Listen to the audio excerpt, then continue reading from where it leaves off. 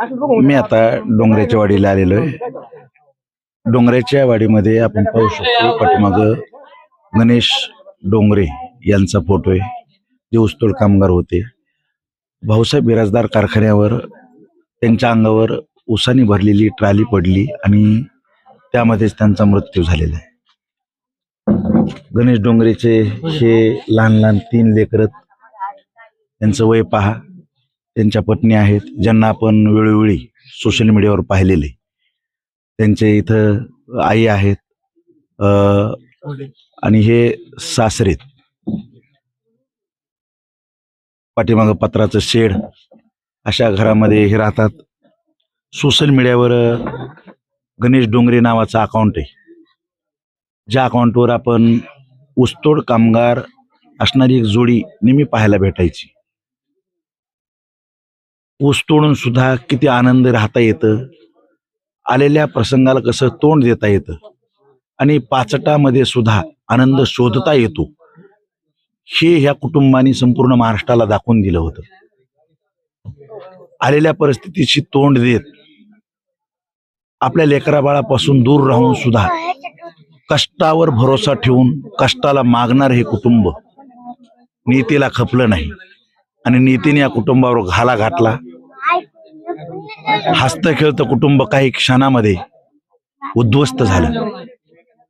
गणेशच्या अंगावर ज्यावेळेस ट्राली पडली त्यावेळेस अश्विनीताई लाईव्ह कारखान्यातील परिस्थिती दाखवित होती. या कारखान्यावर वेळेवर माप होत नाही, या कारखान्यावर नीट सुविधा नाहीत आणि त्यामुळे आम्हाला इथं ताटकळत बसावं लागतंय. हे या वेदना ती लाईव्हच्या माध्यमातून सांगत असतानाच नवऱ्याच्या अंगावर ट्राली पडली आणि तिचं जे सांगणं होतं की कारखान्याची दिरंगाई ही तिचं आयुष्य उद्ध्वस्त करून गेली, अशी प्रसंग आपण पाहू शकतो. इथं अश्विनीताई आहे. आपल्या लेकरांचं, छोट्या छोट्या लेकरांचं संगोपन आता तिच्या जिम्मेदारीवर आहे. वयोवृद्ध सासू सासऱ्यांचं जे काही संगोपन तिलाच करायचंय. ज्या सासूला रुग्णालयाच्या गोळ्या चालू 5-7 हजार रुपये रुग्णालयाचा मासिक खर्च आहे, अशा परिस्थितीतील हे कुटुंब. परंतु हा प्रसंग जो आहे, हा प्रसंग तिच्यावर ओढवलेला आहे. आपण थेट ताईकडून जाणून घ्यायचंय. ताई, हा जो प्रसंग घडाय हा अत्यंत भयानक घडलेला आहे. तुमचं अनेक रील महाराष्ट्राने पाहिलेले आहेत. काय झालं त्या कारखान्यावर, कशा पद्धतीनं जो अपघात झालाय, कशा धोका झाला, नेमकं काय झालं? धोका म्हणजे आता मालकांना तर खायला घेऊन बोलवलं. मी फोन केलता ते म्हणले मला छपरछन ते एक खायला घेऊन ये. मग मी एक छपरछन आणि पाण्याचा कॅन उचलून घेऊन गेले माझ्या मालकाकडे. तिथं माझे 2 धीर ते बोलत बसले होते, माझे मालक, दुसरे काही माणसं होते. मग ते बोलत असताना मी लावी तितक्यात चालू केली. तर मी लावी बोलत पुढे यायले, ते तिथं ड्रायव्हर आणि ते जेवण करून खायले होते. ते 3-3 दिवस त्यांचं वाहन खाली होत नव्हतं. मग मी म्हणलं ह्या ड्रायव्हर लोकांची परिस्थिती, माझ्या भावाची किती बेकार आहे. असं तसं त्यांना टायमा खायला भाकर नाही, या इथं पाचटीला ते दंड लावतेत कारखाना, असं तसं. मी पुढे अशी बोलत थोडे लांब गेले अंतराव की काट्यावरून एक ट्रॅक्टर आलं. त्याने वळविलं तसंच आमच्या ट्रॉलीला धक्का दिला. जिथं माझे मालक, माझे दीर ते माझे बसले होते. धक्का देणं बाकीचे थोडे लांब लांब पडले. उठून पळू द्यापुरता साईड टाइम राहिला नाही त्यांच्याजवळ. मी तिथंच बसणार होते पण मी बसले नाही तिथं. मी उठून पुढे लावी चालू करून बोलत आले तर धडकून आवाज आला. मागं फिरून बघते तर माझ्या मालकाच्या अंगावर टायली पडलेली होती. ट्राली पडल्यानंतर तिथं सुरक्षा रक्षक असतील, कारखान्याचे लोक असतील, तिथं काही यंत्रणा अशी काही नव्हती का की पटकन त्या ऊस अंगावरचा बाजूला काढणं? कुणी धावाधाव केली की नाही कारखान्याच्या लोकांनी? तिथल्यानं कुणीच धावाधाव केली नाही. अशी नुसते लांबून त्यांनी बघितलं पण आमच्या मदतीला कुणी सहित धावून आले नाहीत. आमच्या इकडल्या माणसानं, आमचे गावले ते होते, त्यांनी ऊस वडला इकडं तिकडं. तर माझे चुलत दीर निघले, त्यांनी पुन्हा ऊस सारला माझ्या दोन्ही दिराईनं. पण तिथल्या वॉचमॅनला मी मोठ्या मोठ्यानं ओरडलं की माझे मालक खाली, तुम्ही आम्हाला ऊस सारू लागा म्हणून. त्यांनी आम्हाला ऊस सारू लागले नाही. बाकीचे माणसं म्हणले JCB बोलवा, तर त्यांनी आम्हाला JCB सहित दिली नाही. म्हणले 1-1.5 तास लागन म्हणले JCBला. त्यांनी आमची कोणचीच मदत केली नाही. तिथं त्यांना बाहेर काढल्यानंतर दवाखान्यात कशा पद्धतीने नेलं? कारखान्याच्या लोकांनी नेलं का दुसऱ्याच लोकांनी नेलं? नाही, माझ्या चुलत दिराने आम्ही 3 जणांनाच नेलं. कारखान्याचा एक सहित माणूस जवळ आलं नाही. नुसते बघत बसले. तर वाहन द्या म्हणलं तर म्हणले अर्धा तास लागन म्हणले गाडीला यायला. आम्ही अर्धा तास तिथं घेऊन बसलात माझ्या मालकाला, तरी त्यांनी आम्हाला वाहन दिले नाही, कोणचीच सुविधा दिली नाही त्यांनी. आज त्यांच्यामुळे चूक झाली. आज माझे मालक माझ्या लेकरा बाळात आमच्यात नाहीत. घटना घडल्यावर कारखान्याचे लोक तुमच्याकडे आले का? त्यांनी काही तुमच्या कुटुंबाची जबाबदारी स्वीकारली का? लेकरांच्यासाठी काही मदत केली का? नाही केली आणि काहीच त्यांच्याकडून आणि काय आम्हाला फोन आलाच नाही. त्यांनी विचारलं सहित नाहीत की तुम्ही कोण्या दवाखान्यात चाललात, तुमचं काय आहे, तुमचं पेशंट कसं आहे, त्यांनी आम्हाला आणि काही त्यांचा फोन पिन काय नाही आम्हाला.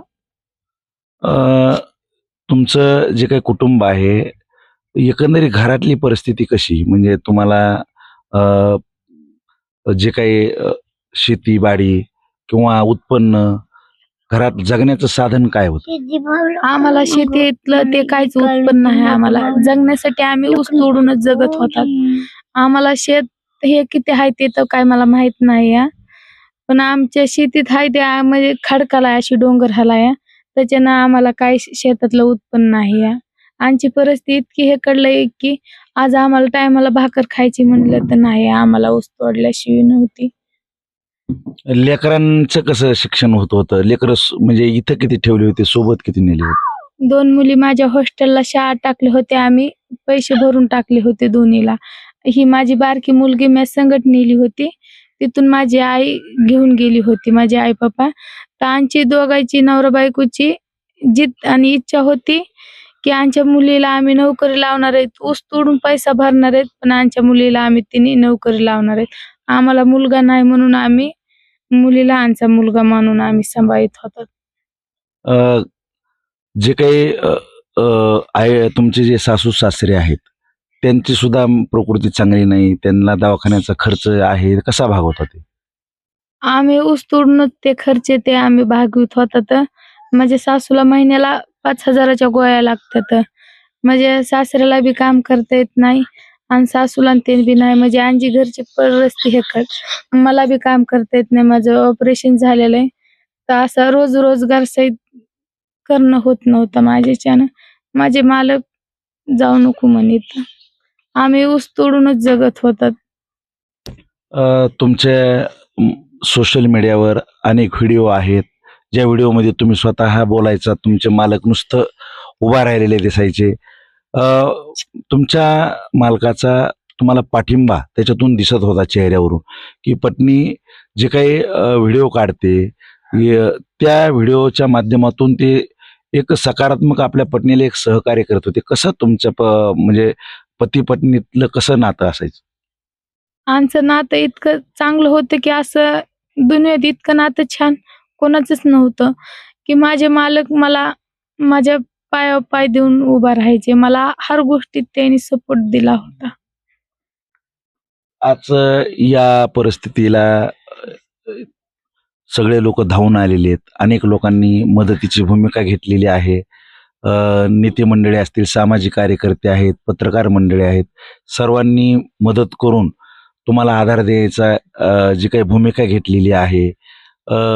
सगळ्या लोकांनी आतापर्यंत कोण कोण इथं लोक आले, कुणी काय मदत केली, काही सांगता येईल? मला नाव ते माहित नाही, मला वाचता येत नाही, त्याच्यानं मला माहित नाही म्हणायचं, पण मदत केली. बघा, एक अशिक्षित महिला आपल्या नवऱ्याच्या पाठबळावर घराचं, संसाराचं जे काही आनंद आहे तो आनंद घेत होती. लहान मुली, 3 मुली, आणि त्या 3 मुलीलाच आपला मुलगा समजून त्यांनाच शिकवायचं, त्यांनाच मोठं करायचं आणि त्यातच आपला आनंद शोधायचा.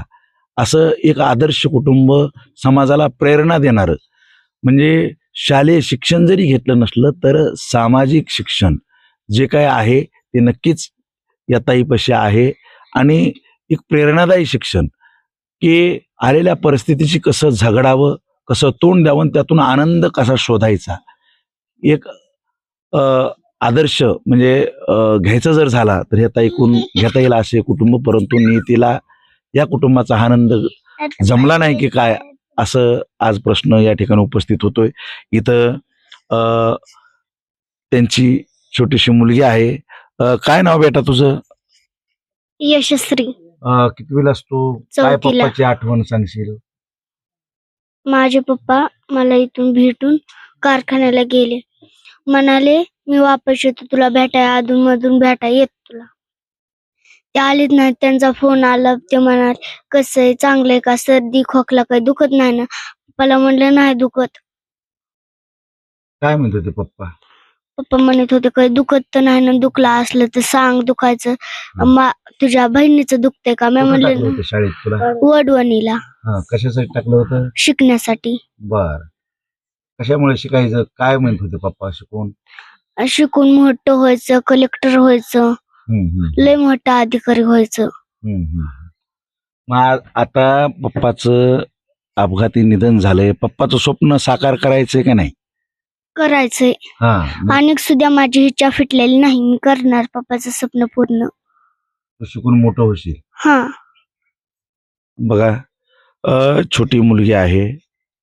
वडिलांचं जे काय आठवण आहे की वडिलांना वाटायचं की तू शिकून मोठं हो, हे स्वप्न वडिलांचं पूर्ण करायचंय, मला अधिकारी व्हायचंय, मला कलेक्टर व्हायचंय, हे स्वप्न नक्कीच तिचं पूर्ण होईल. तिच्या पाठीमागं सर्व सामाजिक लोक आहेत, सामाजिक कार्यकर्ते आहेत. सर्वांनी बळ दिलं तर हे कुटुंब उभा राहील आणि या कुटुंबाला उभा करण्याची जिम्मेदारी या भागातील सर्वसामान्य लोकांपासून ते या भागातील लोकप्रतिनिधीची आहे. सर्वांनी या कुटुंबाला बळ द्यावं आणि उभा करावं.